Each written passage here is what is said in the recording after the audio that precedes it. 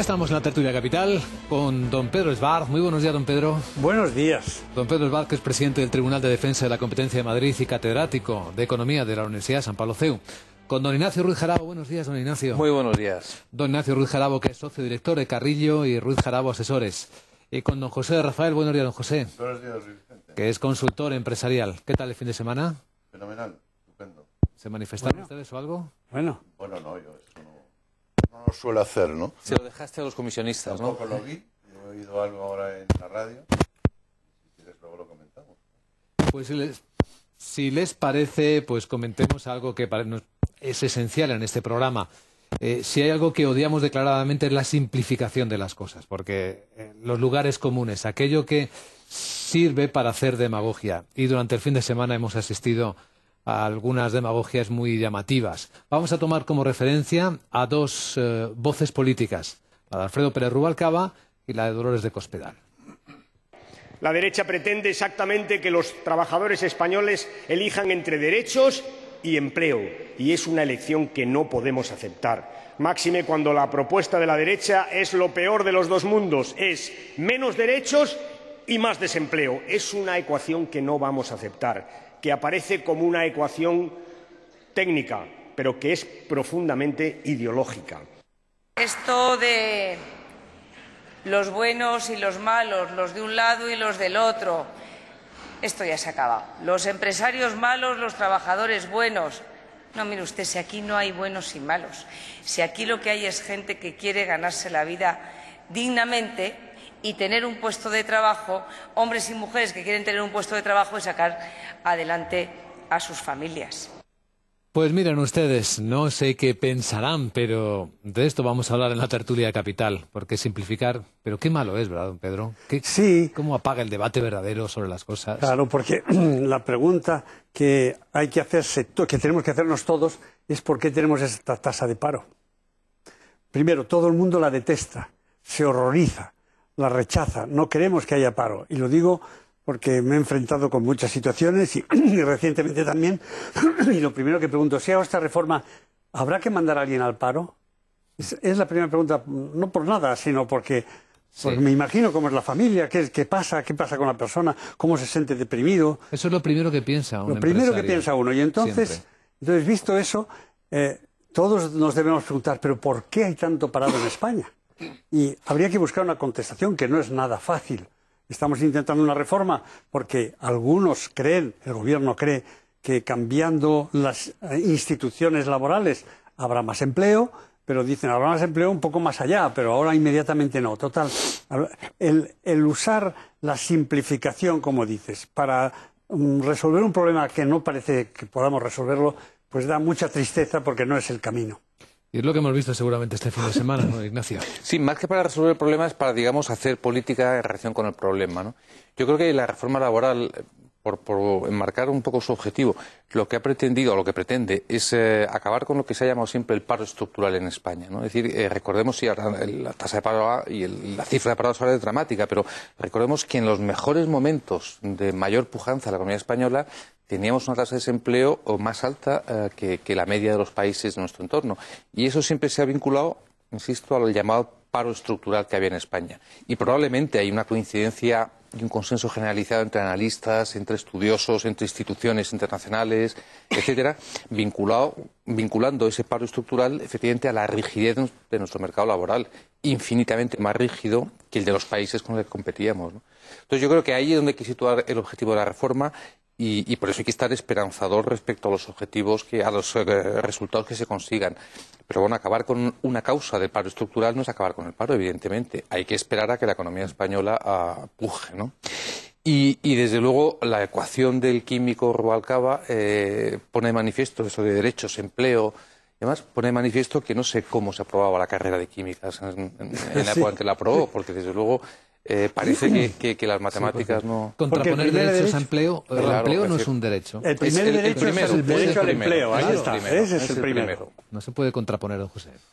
Pues yo me quedo con el inicio de Pedro diciendo que, y además es que no lo oigo nunca, lo que ha dicho él, y estoy completamente de acuerdo, es decir, el por qué tenemos ese paro, ¿no? Analizar el por qué tenemos ese paro.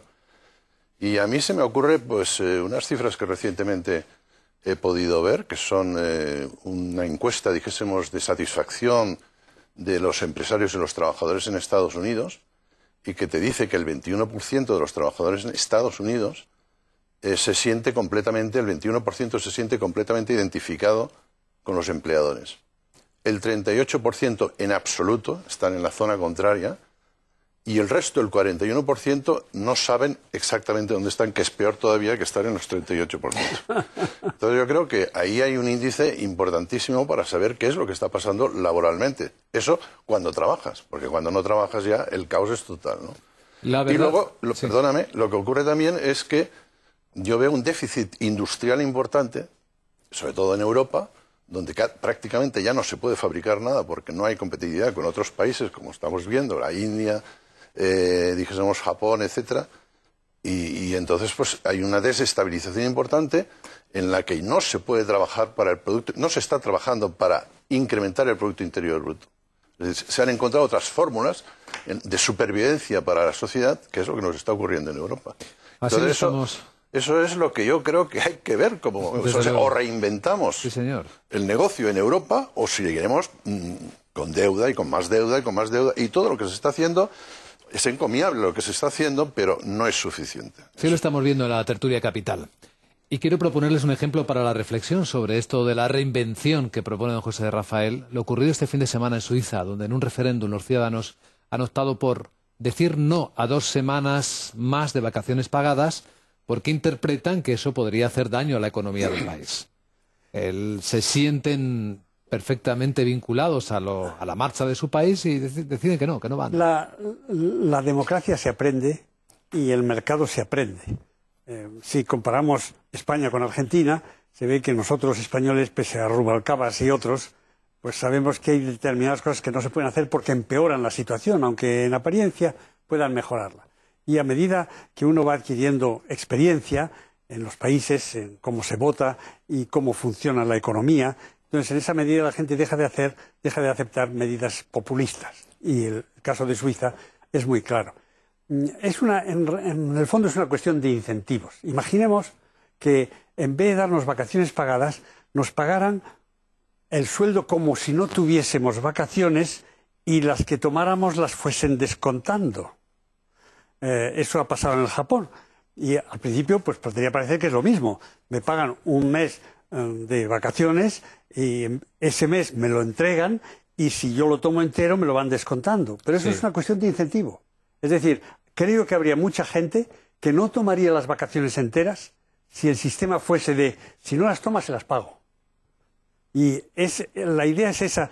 Estamos en un sistema en el que debería cada persona decidir sus condiciones de trabajo. ¿Qué hace con su vida y con su trabajo? ¿Qué hace con su vida? Y no eso de usted se va, no 4 semanas, son 5, ¿eh? Usted se va 5 semanas, quiera o no quiera. Claro, en definitiva es lo que dice Pedro, bien señalado, es introducir la restricción económica como variable en la decisión, ¿no? Que la gente diga, pero en este caso, ¿no? interiorizado Yo por quiero parte ganar más del que decide las vacaciones que va a tomar, ¿no? ¿Por qué quiero ganar más? Pues porque resulta que mi marido está en paro. Claro, y en el debate político español esto de la restricción económica casi nunca se tiene en cuenta, ¿no? Es decir, cuando se habla del salario mínimo, tendría que subir, ha subido solamente un 2% el salario mínimo, ¿no? Qué malos son los que han subido solamente un 2%, ¿no? Que suba más. Bueno, pues sí, que se quintuplique, pero ¿por qué no? Que el salario mínimo sea 1 millón de euros mensual, ¿no? Pero ¿por qué no? Porque no hay capacidad económica para hacer frente a ello. Volvamos a los temas del día. Hoy día importante para España. El ministro de Economía, Luis de Guindos, se va a examinar en Bruselas. En Asia hemos visto datos buenos, esperanzadores, pero fíjense en la desaceleración de China, lo que dice el gobernador del Banco Central chino. La mayor incertidumbre de la actual situación económica mundial, como todos ustedes saben, se encuentra en el proceso de recuperación económica, en especial la situación económica y financiera del viejo continente provocada por la crisis de deuda soberana en Europa. Esto que decía el señor Xia Xuan, el gobernador del Banco de China, tiene mucho interés porque no solo Europa está sufriendo una situación de depresión, de crisis de su deuda soberana, es que en el resto del mundo empiezan a culparle a Europa de todos los males que empiezan a tener. Es decir, malo, si China se desacelera es porque Europa no va bien. Si el comercio global se para es porque Europa no resuelve sus problemas. Y ojo, estamos empezando a situar a los europeos en el punto de mira. En el punto de mira. Es curioso que China esté pensando en intentar cambiar, como ellos llaman, el modelo económico. para aumentar el consumo interior y reducir la dependencia que tienen de las exportaciones. Eso tiene distintas causas y una de ellas es el intentar evitar que haya tanta diferencia dentro del país entre las personas que viven en las zonas de la costa y los que viven en el interior y que tienen que emigrar para encontrar trabajo. Eso es lo primero. Pero tienen otro problema y es el de que, y eso lo dijo el otro día el director general de cuestiones europeas en una cena del IESE, lo dijo bien claramente el chino, dijo que si hay un aumento de las reservas, aumenta la inflación. La idea de que si se mantiene el tipo de cambio bajo artificialmente, eso hace que haya inflación, es algo que no se suele entender, porque ese dinero que se acumula en reservas pasa a la circulación interior o a la mundial si se gasta fuera. Entonces, una de las cosas que podrían hacer los chinos es mejorar o permitir que el tipo de cambio siguiera al mercado y no tenerlo tan bajo para fomentar sus exportaciones. Gran debate ese. ¿Qué pasará en la reunión de hoy del Ecofin con el ministro Luis de Guindos? Es muy probable que reprendan oficialmente a España, pero las cosas no están tampoco demasiado bien en el resto de Europa, porque fíjense, en el fin de semana Holanda y Bélgica han anunciado nuevos ajustes porque tampoco han cumplido algunos objetivos. Es que no estamos... Los 10 objetivos esos... No estamos solos. En el debate no estamos solos. De momento, hoy sí, pero... Yo creo que se saldrá bien. Es un hombre que lo lleva preparado y yo creo que además se lo tienen que escuchar y darle un crédito, ¿no? En Bruselas, de Guindos me estoy refiriendo. Puede que le reprendan, pero no sancionen. Hombre, es lógico que le reprendan porque están mal acostumbrados a los representantes que recibían anteriormente y, claro, se fían poco, ¿no? Entonces hay cuestión de... Bueno, y también un poco por mensaje a la galería, ¿no? Es decir, queramos o no queramos, España ha incumplido. Y ha incumplido y anuncia que va a seguir incumpliendo, ¿no? Eso es. Entonces, lógicamente, cara a la galería tiene que haber un capón. Yo creo que el gobierno español, de momento, tiene solvencia y crédito en Europa y, por tanto, la reprimenda va a ser solamente, digamos, cara a luz y taquígrafos, ¿no? Yo creo que es muy, muy importante subrayar que España no ha incumplido con la deuda, no ha dicho no la pago. Tenemos primero el ejemplo tremendo de lo que ha hecho Grecia, de cómo ha recortado la deuda, más a la fuerza, y de forma desigual, puesto que el Banco Central Europeo no ha devaluado la deuda griega que tiene en su cartera. Eso por un lado. Pero luego oíamos antes sobre Irlanda como modelo, pero la banca irlandesa decidió no pagar.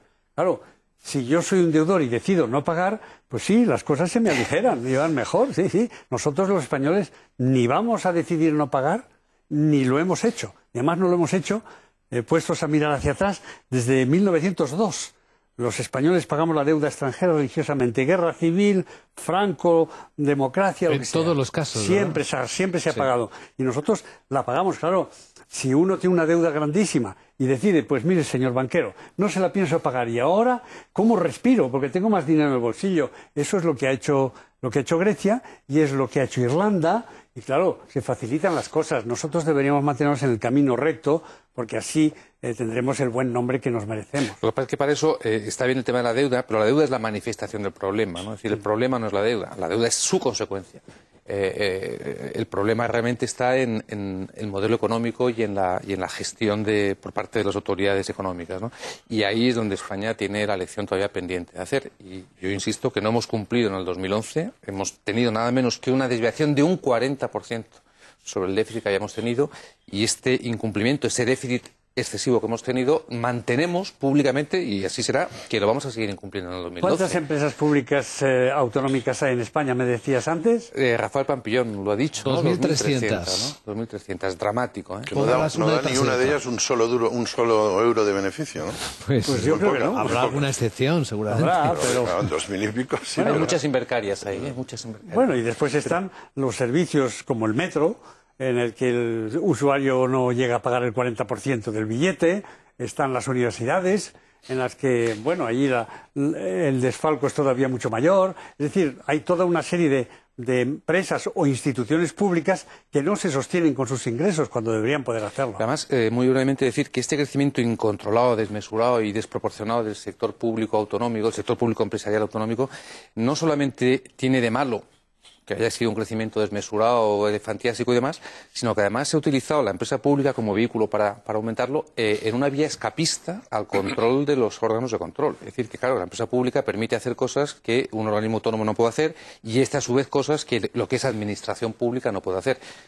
Invercaria, creo que se llama así la empresa andaluza sí, esta, ¿no? Se llama así. Invercaria, si hubiera sido un servicio de la Junta de Andalucía, no podría haber hecho lo que ha hecho. Si hubiera sido un organismo autónomo, tampoco podría haber hecho lo que ha hecho. Lo ha podido hacer porque es una empresa pública. Entonces, ojo, que es que la utilización de la empresa pública para crecer no solamente ha sido para meter mucho más empleados, que ha sido una barbaridad, sino además para escaparse a los organismos de control. No es por asustar, pero si uno mira las cifras de la realidad de España, el país se muestra inviable. Es decir, somos 46 millones de personas, de las que activas apenas 23 millones, de las que trabajando en el sector privado 11 millones y medio.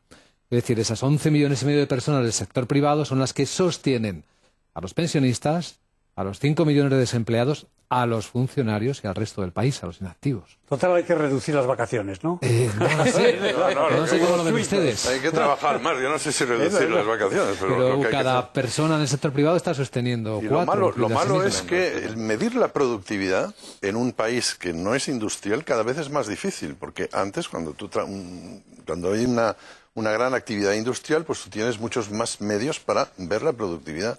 Pero en servicios, por ejemplo, yo el otro día estaba en un sitio, en un despacho, en una planta de 1000 metros cuadrados. El despacho donde estaba yo era el centro de la planta y yo me estaba dedicando, la conversación no me interesaba demasiado, y me estaba dedicando a ver qué es lo que estaban haciendo 300 personas alrededor. Y ¿Qué organismo público era? No, de público no. ¿Era privado? Una empresa privada. Cuidado con esto. Una consultora, para ser más exacto. Y yo estaba ahí mirando aquello y decía, pero aquella acaba de levantarse para ir a no sé qué. Es que no hacían nada. Este es el problema. ¿Y cómo mides la productividad? Por los beneficios. Por los beneficios. Esa es la medida, efectivamente. Y entonces, pero no puedes decir tal... no puedes imputar ese beneficio a un grupo de personas. No puedes imputar ese beneficio a esta persona o a aquella persona, y eso es lo Entonces hay una cultura de improductividad en este país extraordinaria, porque estamos hablando de gente pues con un nivel, no estamos hablando de un fresador, o que no tengo nada contra los fresadores, pero vamos. No se habla de trabajadores.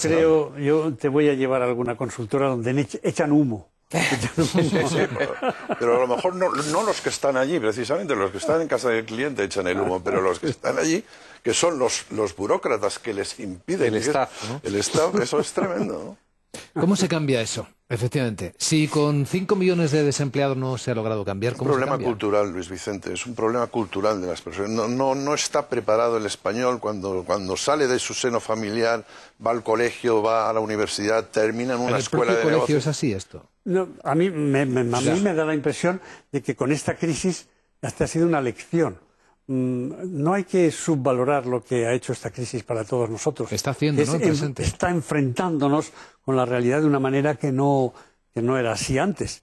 Y ahora, pues la gente ya... Primero, todo el mundo te habla de crisis. El otro día estaban en Sevilla y el taxista que nos oía hablar, los sistemas atrás, dice... Lehman Brothers parece que está devolviendo. Y